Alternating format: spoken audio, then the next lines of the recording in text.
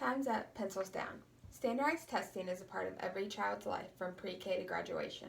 According to the National Center for Education Statistics, the United States education system is currently serving 56.6 million students in K through 12 alone.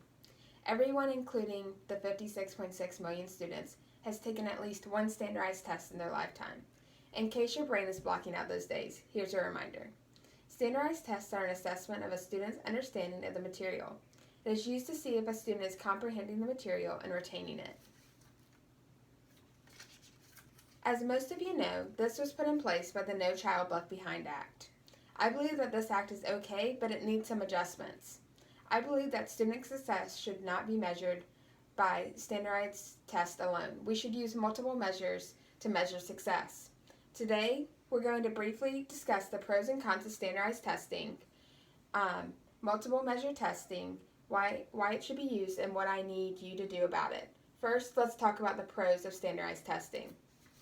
Standardized testing provides schools and students with valuable information. Some positives about standardized testing is that it ensures that students are learning the new material and provides information about effective teaching strategies. Standardized testing provides teachers with guidance on what their students have learned and what they still need to learn. For example, if the results of a test indicate that half the class didn't master, let's say, the number line, for example, a teacher would know that they need to review that concept. This would lead to less time wasted in the classroom because the teacher is making sure everyone is understanding the topic. Standardized tests also provide a roadmap to ensure students are provided information in a consistent and logical manner. Many concepts build on one another, and standardized testing measures the standards that were supposed to be taught that year. In fact, standardized testing is typically accomplished by a set of established standards or instructional framework, which provides teachers with guidance for what and when something needs to be taught. Without this structure, a third grade teacher and a sixth grade teacher could be teaching the same content. Having this guidance also keeps students who move from one district to another from being behind or ahead of their new school. Without these tests, teachers could skip over important topics and lessons. Standardized tests can also give teachers valuable information about teaching strategies. According to the Assessment for Monitoring of Education Systems, the U.S. example, scores can be used as an outcome measure, that is, the dependent variable in program evaluation. They can inform comparisons among different educational strategies or policies and help to identify practices that increase educational achievement and equality. You may be thinking, why did this lady just tell me the pros if she wants to change the act and how we measure student success? I want to make sure that you see that standardized tests aren't bad, but it has its drawbacks, which we're about to talk about. Some negatives about standardized testing is it's time-consuming and costly, and it only evaluates the performance of a student at one point in time. Standardized testing takes up a lot of time and can also be costly. According to creative alternatives to standardized testing, up to 15% of this time alluded to school year is spent taking assessments or preparing for them. And teachers can spend up to 26% of that time preparing for the assessment. This is more than a quarter of the year.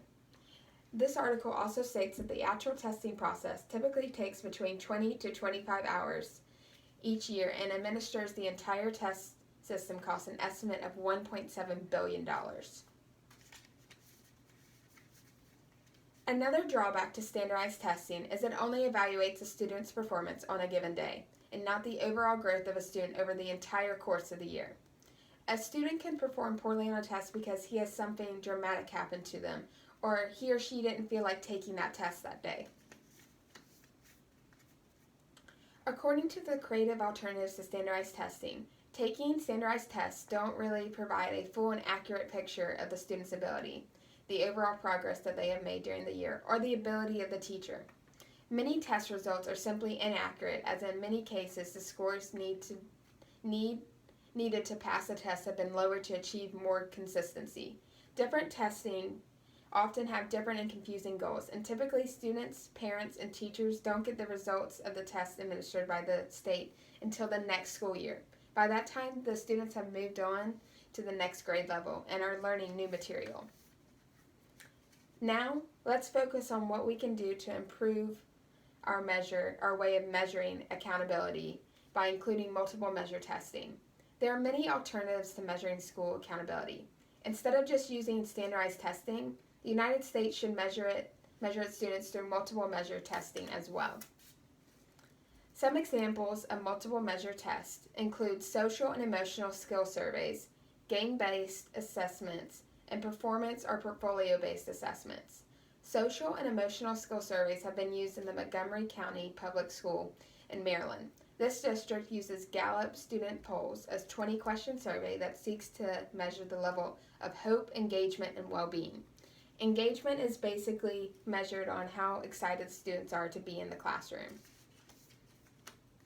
Last year, 875,000 students took the Gallup poll nationwide in grades 5 through 12. According to one study, students' hope scores on this poll do a better job of predicting college persistency and GPA than high school GPA, SAT, or ACT scores do. Game-based assessments are designed to evaluate higher-order thinking skills. These games are designed to test things like system thinking or the ability to take feedback, which is not measured in a regular traditional test. Performance or portfolio-based assessments include projects, individual and group presentations, reports and papers, and portfolios of work over time. For example, a project would be like your science fair project, which is usually a special add-on to the regular curriculum.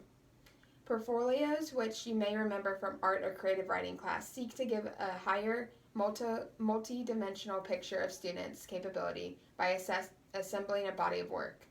This approach allows students to follow their own interests and lean into their strengths. They're usually graded with a rubric and not a percentile, as most standardized tests are.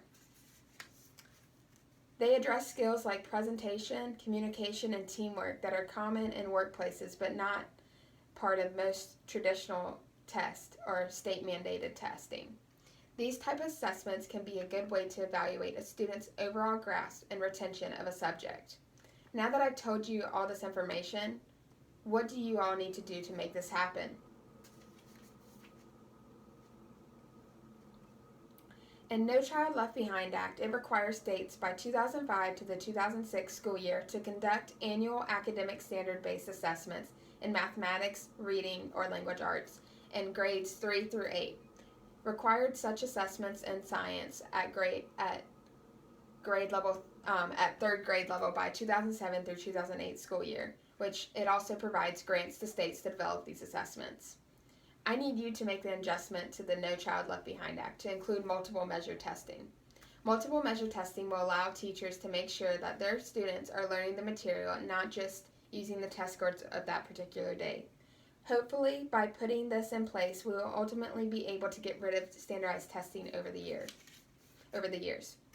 You may be asking, why did I come to you? Why not start in state government? Why did I come straight to the federal government? I needed to come to you to make you aware of the situation.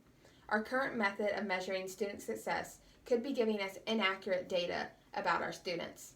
I need all of you to change the act that affects everyone. Did you only want me to maybe help 3 million students rather than our 56.6 million students that we have? Now that I've told you all this information, why should this matter to you? Whether you have children now or in the future, standardized tests will affect your children. Don't you want to make sure that your family is getting the best possible education? Shouldn't your children be evaluated on what he knows and not how well he does on a particular standardized test? Isn't learning more important than testing? I would also like to remind each of you that you are in charge of education of our students, our future generation receives. You were elected to voice the opinion of your state. You were sworn into office to uphold the Constitution, which includes the right to education.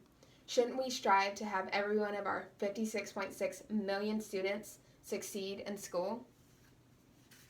While the pros and cons of standardized testing is something that has been debated for years, everyone can agree that there is a need to be an improvement on how we measure student performance.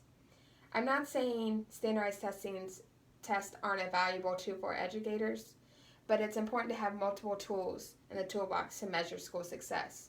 One size does not fit all. It's up to y'all to make our voices heard on this issue by adjusting the No Child Left Behind Act to require states to do multiple measure testing. Let's make our education system best it can be for our children. Thank you for your time, and thank you for listening.